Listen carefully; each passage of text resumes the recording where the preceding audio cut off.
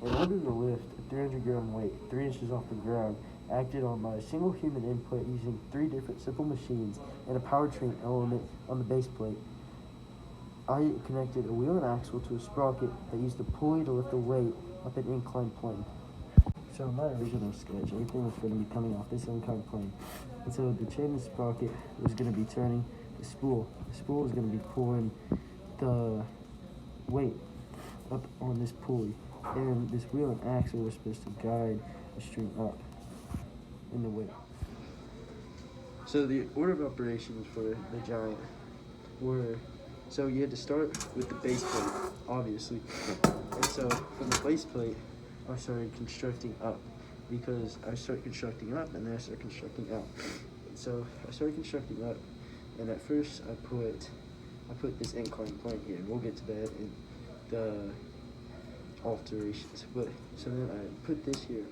I kind of moved this out, and we started right here on this structure right here, because this is where we had the spool.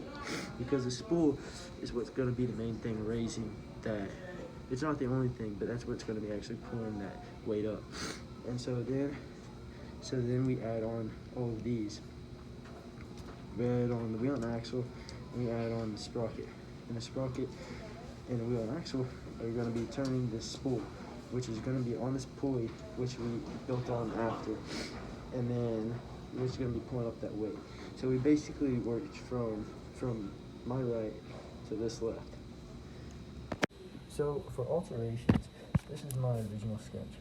And so the idea was, and you can still kind of see it, so we were going to have this inclined plane go up, and then the spool and the pulley were going to be right here, and then it's going to be lifted a weight, and it's going to be attached to a wheel and axle right there.